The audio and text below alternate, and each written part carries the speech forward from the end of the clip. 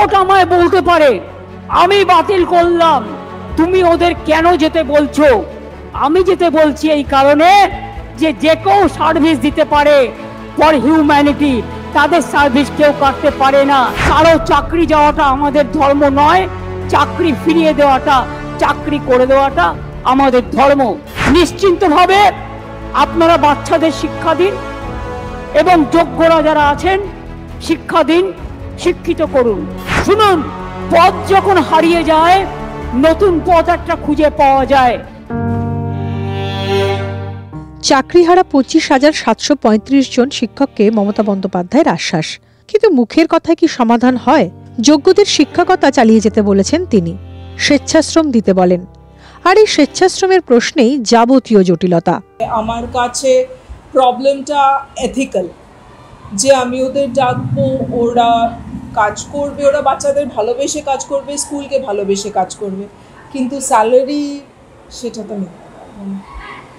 কোর্টের অর্ডারের বিরুদ্ধে গিয়ে সেখানে তার মানে ওটা পুরোটাই ওরা ফ্রি ভলেন্টারিলি যতটুকু করবে ততটুকু। আমি তো এনফোর্স করতে পারি কি কিছু?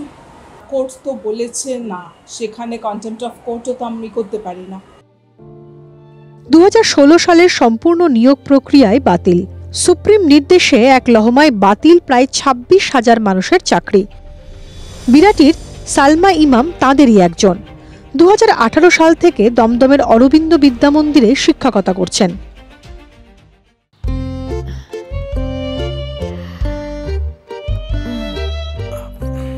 মেকআপ করেছিলাম তোমার জন্য, কিন্তু এত গরমে হয়তো সবটাই উঠে যাবে। ঠান্ডা আমেজ উপভোগ করি তুমি, আমি আর ভিগার্ড। মেকআপ উঠে গেলে তো ভিগার্ড এয়ার কুলার্স। গভর্নমেন্টের তরফ থেকে এখনো কোনো টার্মিনেশন লেটার আমাদের ইস্যু করা হয়নি, সেটা শুনেই কাজে এসছি। আর সরকার বলেছে যে রিভিউয়ের মাধ্যমে যথাপযুক্ত তথ্য দিয়ে আমাদেরকে সহযোগিতা করবে, মানে মাননীয় সুপ্রিম কোর্টের কাছে। কিন্তু আমাদের দুশ্চিন্তা থেকেই যাচ্ছে, তবুও এসেছি। যতক্ষণ না টার্মিনেটেড হচ্ছি ততক্ষণ হয়তো আসবো, কিন্তু আমরা এটাই চাই। আর আমরা যোগ্যতার ভিত্তিতে এই চাকরিটা পেয়েছি, আমাদের সেই চাকরি ওখানে রিভিউয়ের মাধ্যমে সঠিক উপযুক্ত তথ্য দিয়ে সরকার ওখান থেকে আমাদের রায়টাকে চেঞ্জ করে আমাদের পুনর্বহাল করে দিক সসম্মানে, যেভাবে আমরা ছিলাম।